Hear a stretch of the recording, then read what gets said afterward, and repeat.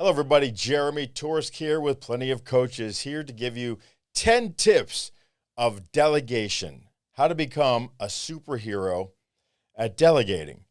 And the first thing to do is understand that you're not a superhero. That's right. We're not born with a cape on our back. We're mere mortals. So don't do everything because you weren't born that way. I ran my own company for many years. I also worked as an operator for other companies for many years, and I got used to doing everything myself. If you want it done right, by golly, do it yourself. Well, that's not something that you can do consistently for year in and year out and build a successful company. You can be successful, but you're going to be a successful solopreneur, which means you're going to have a job. And if you miss a day of work, you're going to miss getting paid. So to have a team means you're building freedom. And so when you realize that you're not a superhero, you can then start building freedom. So the first thing we want to do is recognize, number one, recognize the things you do well and the things you don't do as well. What are the things that come easy to you? And what are the things that just take so much skill to learn that you might just be better off delegating these things? There is a subpart to that. It's what are the things that I do well, but I don't enjoy doing it. So the first two things we're going to make a list of are things that need to be done in my company and what do I excel at? What are some things I struggle at? Of the things I do well at, what are the things I enjoy doing the most and what are the things I really don't enjoy doing? Easy. That's right there. Two things you can split off. Things I don't do well and things I don't enjoy, even though I do them well. We're already off to a huge start. Second thing to learn about delegating is when not to delegate. So there are a couple of things that we want to hit on that we want to make sure that we keep, even if we're not that great at it or we don't enjoy it, but it's just too critical to the company to delegate at first. Maybe you hire someone, which we're going to get into, and maybe we develop them. Maybe we give them little room to make mistakes. So these are the things you're going to keep for a while. Number one, the things you're going to not delegate. You're not going to delegate things that have to do with your largest clients. That makes sense, right? You don't want to put all your eggs of your largest clients into the basket of others right away. You don't want to do the relationship building with your VIPs. So maybe you have 300 customers. Well, they're not all VIPs. So you can take the top 10%, which is 30 customers, maybe take the top 20% of them, which is 6 customers, and just deal with those 6, really, and have your number 2 watching you, shadowing you, seeing how you're dealing with them. You want to delegate to people who are who could put out fires, right? But you don't want to put those fires out every day. So you want to delegate that, but you need to delegate crisis, or not delegate crisis. You need to maintain the crisis when it happens, because that's when the big fires turn into infernos. So if your guys are dealing with the fires, have them report to you what the fires are and how they're dealing with them and why they keep popping up so that you can maybe get away from those fires existing. But when there's a true crisis, when those fires have existed time and time again and now they're sparking up, you need to handle that. Do not delegate crisis, true crisis. And large ticket items. Do not delegate large ticket items without extensive training, without a number of failures on small ticket items, before you can build that trust in the people that they won't mess up the large ticket items. So knowing the difference on the things that you can delegate and not delegate, very important. The second thing on how to delegate is how, oh, I know you don't understand, Siri. That's okay. That's what I'm here for. Second thing is how to find good people. You've got to grow the people. You've got to build the tent, and then you've got to bring people under the tent. So delegate up. David Patrick talks about delegating up, which means hire people who are better than you at the things you're trying to delegate. I know ego is involved. I know trying to find good people is hard. It's not that easy. I'll tell you what, though, it can be done. You put your ego aside and pay. Pay well, pay competitively, and then treat the people right. So you want to delegate up, find people who are better than you at the things that need to be done, and hire them, and then pay them well. We talk about understanding what makes a good employee feel valued. That's number 3, is it doesn't always take money. Delegating is all about giving to other folks to do, giving responsibility to people with integrity, giving responsibility to people in integrity that you can trust. That means hiring a team. So the next few things we're going to talk about is how to hire great people, because that's what it's going to take to delegate. So the number 3 is in finding the importance of making your employees feel valued. What is it about those folks who really is going to do it for them? And that takes a little bit of communication and talking to them. So if you're hiring, you need to understand how important communication is. We're going to talk more about that in a little bit. So number 1, don't be a superhero, recognizing the needs for what you need to delegate and the things you don't need to delegate. Number 2, finding good people and delegating up. Number 3 is the importance of making your employees feel valued. Number 4, even if you are the best at doing a task, if it's not moving the company forward, get someone else to do it. So again, we go back to David Patrick. Maybe finding out how much time does it take to do a task? How much value, when you assign a number to that, is the company earning from you doing that task? If it's below your paid grade level as an owner, get someone else to do it. It's okay. It takes a village.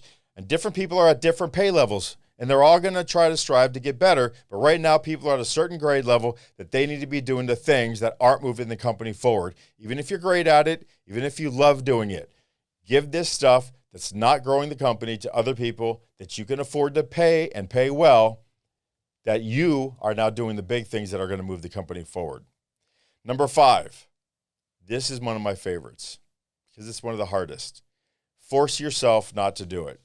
Force yourself not to say, okay, I don't have to pay someone $15 an hour. I'll just do it on my own time because no one can do it as good as me. That's ego talking. Of course, people could do it better than you, especially when they're giving their whole focus and energy on it. Pay them to do it. Force yourself not to do everything. That's number 5. Number 6, having a repeatable and profitable system that can be passed on to others and that can be easily understood and performed. So you need to teach it, you need to script it, you need to document it, you need to video it, you need to simulate it, and you need to repeat it over and over again.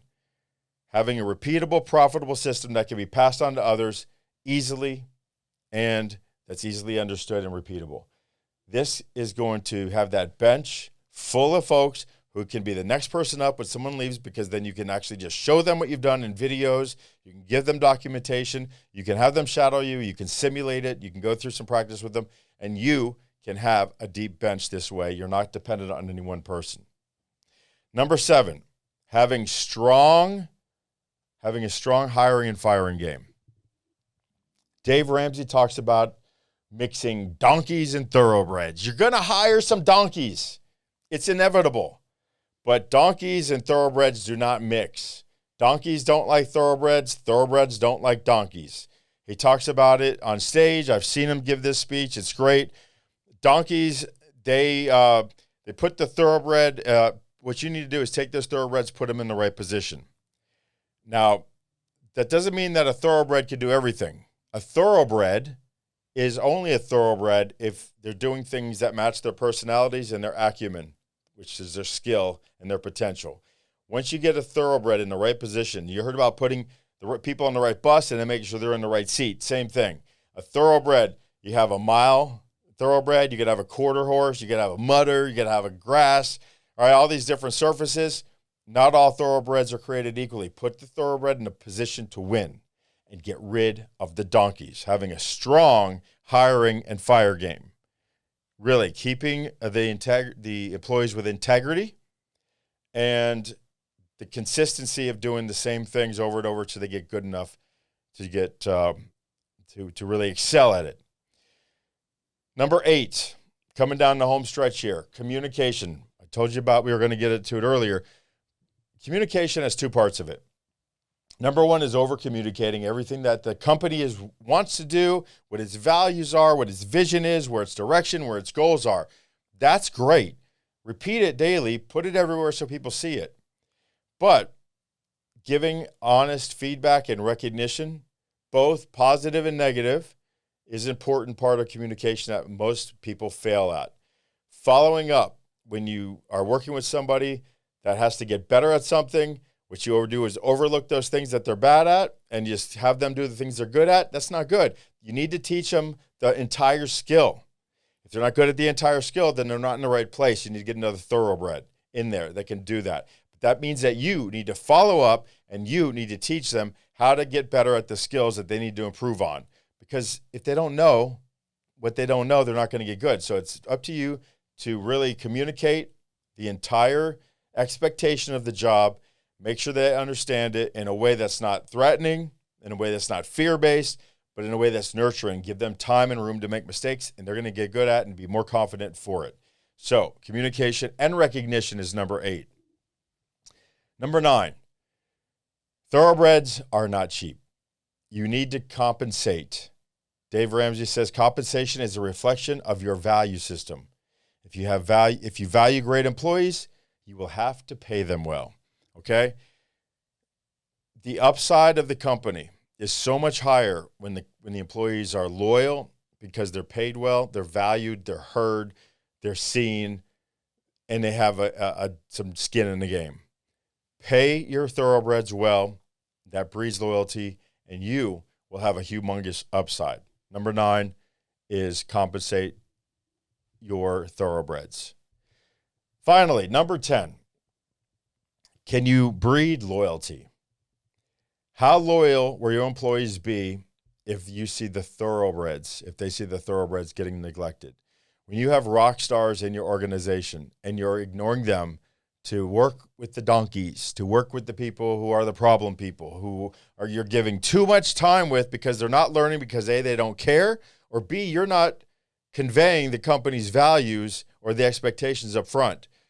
If you're trying to build that airplane, you better get to it fast because you're about to crash. Your thoroughbreds will leave when they see when they're being neglected, and nobody will have loyalty if you're neglecting the rock stars. They're going to just look for the next place to go. Value, recognition, compensation, they all go together, but they're not all built equally. So those thoroughbreds are really important because the people see you neglecting those, they're going to be right behind them when they're out of there. We're going to give you a bonus tip.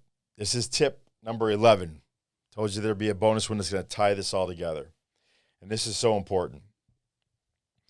No matter how good a person is with running teams, yourself included, no matter how easily it comes to them, you cannot overwhelm them with too many people. You have to have a ratio of how many people somebody is directly responsible for. And it doesn't matter if it's the lowest part of the chain with clients or the top highest part of the chain with the owner, with how many executives you oversee directly. Jocko Willink has a rule of 6. 4 to 6 folks directly reporting to you is about the limit that you could be optimal. Can you be effective with 12? Of course you can. Can you be effective with 20? Maybe you can.